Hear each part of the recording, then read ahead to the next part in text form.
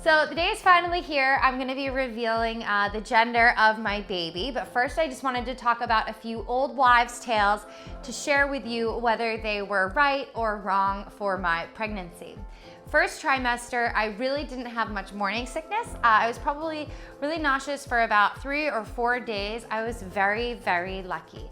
Now, according to old wives' tales, if you have severe morning sickness, you're having a girl, and if you have none, you're having a boy. So the old wives' tales told me that I was having a boy. The next old wives' tales that I did was the ring test. Now, you guys know that I'm not engaged right now, but I did take one of my rings. I attached it to the end of a string, and you hold it over your belly. And depending on whether or not it goes in a circle or it goes back and forth, tells you whether or not it is a boy or a girl. For me, that test said that I was having, in fact, a boy. The next old wives' tale that I used was the Chinese calendar. Now, this one was a little tricky because some calendars said boy, some calendars said girl, because the Chinese calendar bases your age. It basically says that you're a year older than you actually say you are. So even though I'm 31, it said that I was 32. And then you match that up with the month that you conceived your child in, and it tells you whether or not it's a girl or a boy. That test said that I was having a girl. Next, cravings. So they say if you're craving lots of sweets, which I typically do, you're having a girl. But if you crave things that are very salty, you're having a boy. For me, the first trimester meant that I was craving tons of salty foods. I actually was turned off from chocolate and a lot of my favorite desserts. Going on what I was craving, boy. The next one is the baking soda test. So they say to put baking soda in a cup and then you pee in it. Whether it fizzes or it does not fizz tells you whether or not it's a boy or girl. Mine did not fizz, so it said that it was in fact a girl. I was dying to know what I was having. There are some other tests. There's this Ramsey test, which means you look at your ultrasound, depending on what side of your belly the baby is on.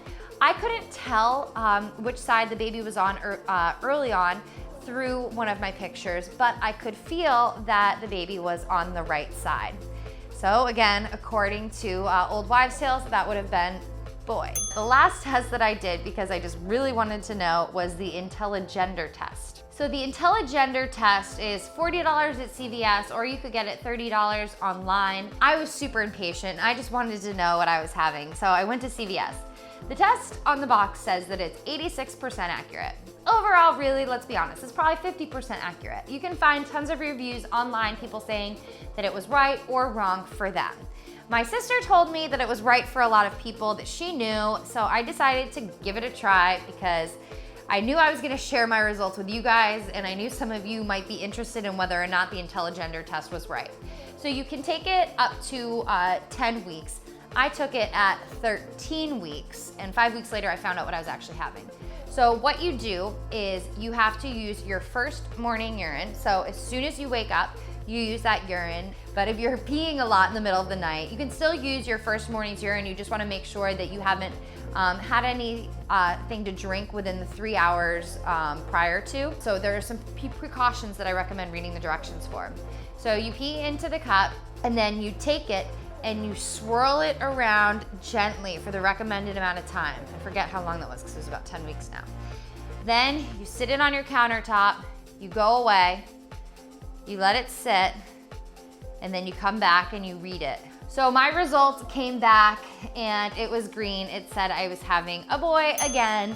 So pretty much all the signs were saying that I was having a boy, but still all the message boards said, don't believe anything that you read. So I really didn't know what to think, and I wasn't convinced what I was having until we went to our 18-week anatomy scan.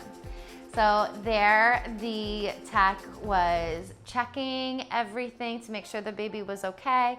And finally at the end, she said, do you guys want to know? And I said, we think it's a boy, but we're gonna be happy with whatever you tell us, so just lay it on us. And she goes like this, she goes, it's a boy! So turns out all of the old wives' tales were right. I am going to be the future mom of a little man. Yay, we got all excited. You know, I didn't care if it was a boy or a girl. I think all dads want a son, so Nick Fit was really excited. Well, I never say his name on this. Oh well, surprise. For all the old wives' tales, they were all right for me. Intelligender was right. Really, the only one that was wrong was the Chinese calendar. But I'd love to hear your experiences down below in the comments. Did you take Intelligender? Was it right for you? And also, were the old wives' tales right for you? I was obsessed with reading the message boards, people sharing what their symptoms were and what they actually had. So I would just love to hear from some of you guys whether or not they were right or wrong. As a word of precaution, if you are pregnant and you don't know what you're having, people say the old wives' tales mean nothing, and I tend to agree. It's 50-50%. I just happen to be one of the few people. I think not having morning sickness for more than 3 days was really what solidified that I was having a boy. But who knows? Let me know your experience down below. I'll see you guys soon.